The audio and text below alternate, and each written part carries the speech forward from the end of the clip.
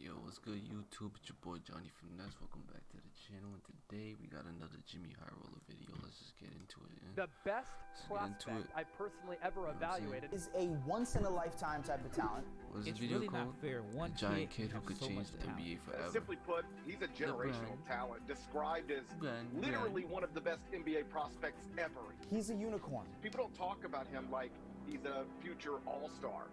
They start the conversation with future MVP. That's some pretty high praise for an 18-year-old who hadn't even played an NBA game yet. Except these remarks, like, it's crazy because this is the only person that really, like, everybody was hype, and they still got the same exact hype are not as about it is, LeBron. like, All now, of these comments are about the 2023 draft prospect, Victor Wembenyana, a player who scouts are saying might just be the best NBA prospect of all time. Except there's like just one thing scouts are forgetting. He ain't got no muscles in him. Today's video is sponsored by Keeps. Keeps is a subscription-based service that focuses on making it easier and more affordable for men to treat their male pattern baldness. Keeps offers clinically proven research-based treatments to combat the symptoms of hair loss. Each user receives a personalized treatment plan fit specifically for their hair needs, delivered straight to your door, and with 24/7 support provided by Med without additional funds to prevent hair. And Jimmy Highroller. Question. Off the top of your head, who is the best player in NBA history 7 feet 3 inches or taller? Yao Ming, Ralph Sampson, Rick Smits, maybe Arvydas Sabonis? I'm sure a few names come to mind, but only a few. And that's because even in a league full of giants, there just hasn't been many players this tall. In fact, throughout the NBA's 75-year history, there have only been 26 players who were 7. Nah, that's crazy though. That's crazy. Everybody like 7'1", 7'2". Nobody not 7'3". Feet 3 inches or taller. Of those 26 players, only 3 of them are currently in the NBA, and only 3 others made the Basketball Hall of Fame.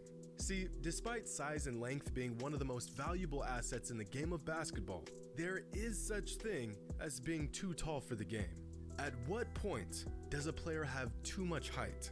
Well, if history tells us what if there was a secure place? If they move too stupid, anything, they too tall. it's that the threshold If they move too stiff, they too tall. You know what I'm saying? Like, is about 7'1". I know, it's a rather specific number, but time and time again, we are shown that anyone above 7'1" is bound to have significant, if not career-ending injuries and health issues due to their incredible size. Out of these 26 players, really only about 7 of them went on to have notable careers. And of those 7 players, 5 of them either missed entire seasons due to injuries or had to retire due to injuries. You'd actually have a hard time finding more than a few players who were taller than 7'1" who didn't have careers plagued by injuries. There seems to be a specific limit to how big a player can be before their size quickly becomes a debilitating detriment. And I say all of this for one reason. This kid, 7 foot 3 inch, 18-year-old Victor Wembenyana, a player that possesses all the physical tools and skills to be a once-in-a-generation talent, but may just be too tall for his own good. Victor is already being anointed as the best NBA prospect since LeBron James 20 years ago, which sounds like a massive reach until you watch the kid play. See, over the last few decades, we've witnessed some of the all-time greatest NBA prospects get drafted. The kind of talent that has teams scrambling to lose as many games as possible to get. Shaq in 1992, Tim Duncan in 1997, LeBron James in 2003, and Anthony Davis in 2012. With talent of this caliber, there's never really any debate as to who's going #1 overall. In fact, in some cases, if these prospects were available for the draft sooner, they would have gone first overall before they were even eligible. Ron Artest is on record saying LeBron could have played in the NBA by the time he was just 15 years old. Former NBA player and long... He would have been having, like, rookie stats. Like, he would have been having rookie stats instead of averaging 20 and time shit. NBA exec Danny Ainge said, there are only 4 or 5 players in the NBA that I wouldn't trade to get LeBron right now. This was back in 2002, when LeBron was a 17-year-old high school junior. Of course, not all ultra-elite NBA prospects are ready to make the jump right away. A few years ago, Marvin Bagley was far and away the best This fucking loser ass recruit nigga, in the bro. class of 2018. Flop So ass to nigga, expedite bro. his journey to the NBA, he reclassified to the class of 2017 and was still the #1 recruit in the country. But despite his glaring talents and NBA readiness at such a young age, he has yet to make a real impact at the NBA level. Because no matter how incredible a young prospect is, in the world of sports, there is no such thing as a guarantee. But rarely, maybe once or twice in a decade, a prospect comes along and nearly reaches that unattainable status. The 2023 NBA draft will feature one of these generational prospects in Victor Wembenyama. Victor has been in the spotlight for quite a while now. And not even 24 hours after the 2022 NBA draft, attention already began to shift to next year's draft and the ultimate prize, the 2023 NBA draft, informally being labeled as the Wembenyama Sweepstakes. By now, most of y'all have probably heard of Victor or seen clips of him playing. The first thing that stands out is his absurd height and length. You gotta pay attention too, like, look who he's playing against. 7 feet 3 inches tall with a 7 foot 10 inch wingspan. For some perspective, here's 6 foot 4 inch 2022 NBA draftee Jaden Ivey. Here's 7 foot 1 inch Chet Holmgren. And over here is Victor Wembenyama. That boy looked mad big. Even Chet looked a little bit bigger than him. No cap. Making Chet look like an undersized shooting guard. But many scouts and onlookers have said that Victor isn't 7'3". He's actually closer to 7'5", which just sounds like a bunch of speculation. So they lying about his height going down. That's crazy. But you see this guy right here? This is Zach Edey. Zach's official listed height is 7'4", and Victor, that's crazy, is a giant. But his incredible stature isn't nearly what makes him a potentially generational talent. It's what he does with it. Quick feet, even quicker hands, agility that is visually startling for a player of his size. Despite being a skyscraper, he can take defenders off the dribble with an explosive first step or use an arsenal of moves to create separation in ISO situations. The kid is 7'3". He got vision. But he really needs and to can create weight. shots Like, for himself anywhere on the court. Diet. Similar to Kevin Durant, his high release on his jump shots makes them virtually unguardable. Although he's not nearly the outside shooter Durant is. But he does have an inside game far beyond his years, where he uses a variety of combinations involving spin moves, pump fakes, and fadeaways, which keeps the defense in a constant state of gambling, like a perpetual game of choose your poison.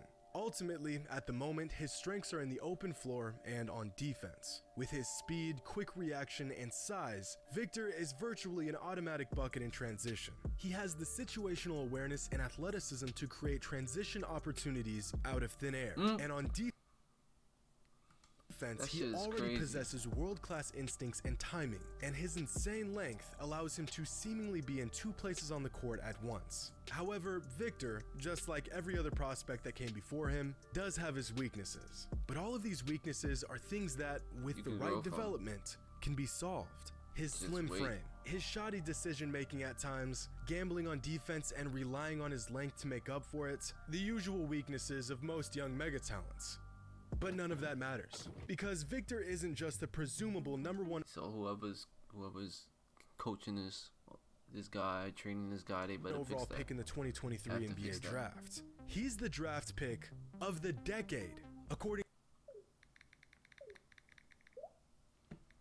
Everybody dead on their phones at dinner. That shit crazy. To SB Nation's Ricky O'Donnell, the last prospect this big, this fluid, and this comfortable with the ball in his hands might be a young Kareem Abdul-Jabbar. One anonymous NBA scout said, Victor can be Gobert defensively, Porzingis offensively, with Jokic-like passing skills. Another NBA scout said, when you see something you've never seen before, it can feel like your eyes are playing tricks on you. And many other scouts shared this same opinion, most of them struggling to even come up with an appropriate comp for Wembenyama, since, quite frankly, there's never been a player like him in the history of the NBA. That fade is crazy. I gotta go back on that shit. Since, quite frankly, there's never been a player like him in the history of the NBA.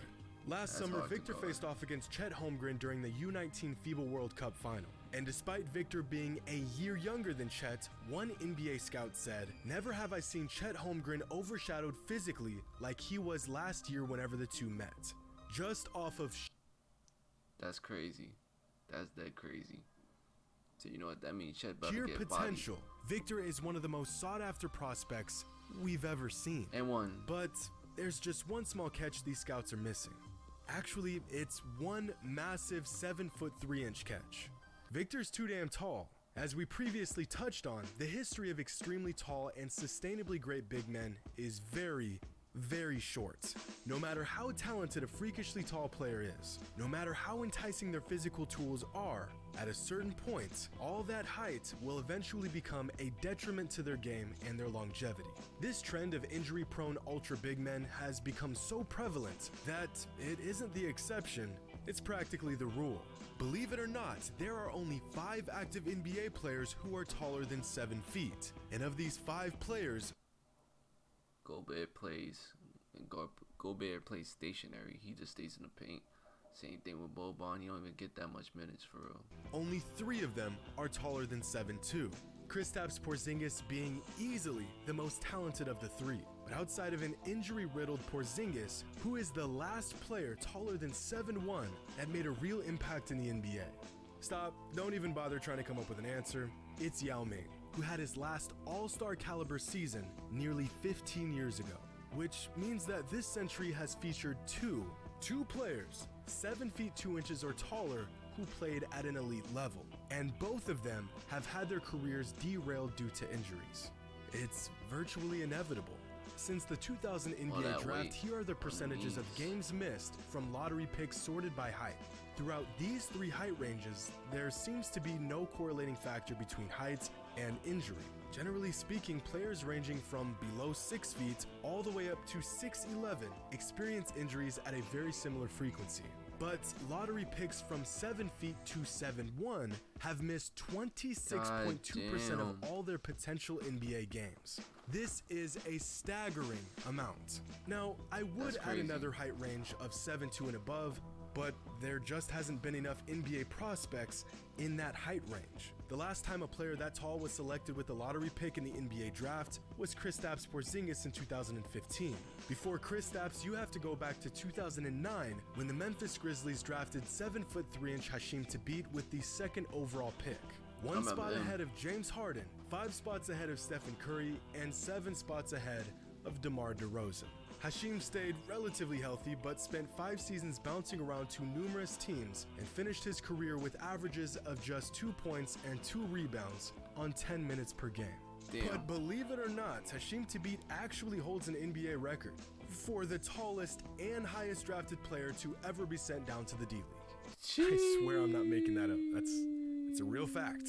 And to find the next absurdly tall lottery pick, you have to go all the way back to the 2002 NBA draft, when the Houston Rockets drafted Yao Ming with the #1 overall pick, who, to my estimation, is the greatest player over 7 feet 2 inches in NBA history. To this day, Yao Ming is criminally underrated. The only thing bigger than he was were the standards put upon him coming into the NBA, and he lived up to that standard. But unfortunately, the height that made him an unstoppable force on the court was also the cause of his retirement. But here's the thing about this thing too. Health, like injuries, is getting like less and less happening to people. It's happening to less people. People heal a little bit better. They take more time off. You know what I'm saying? That's the thing too. That's the big thing too. Like, they used to not take no times off. Now people missing games. Everybody in the NBA missed out on games except like 2-3 people last season. Smack dab in the middle of his prime at the age of 30. Crazy. Finding a young talented player with this much size is a feat in its own right. Finding a young player with this much size with the expectation that he has a long and healthy career would be nothing short of a miracle. To say the odds are stacked against this young man would be an understatement. We've just rarely seen any player pull it off. But that's the thing. Victor isn't like any other player. He can protect the paint like Gobert, create offense like Porzingis, run the floor like Giannis, and pass like Arvydas, all in one package. With a talent like this, teams will gladly take all the risk for a shot at the ultimate reward. If he can stay healthy, Wembenyama has the opportunity and the skills to be a player unlike anything the NBA has ever seen. So with that being said, let the Victor Wembenyama sweepstakes begin. To be honest, I don't really think he got vision like that for real. Like, he's just taller than everybody. Then when he gets to a league where people like, but fuck it, man.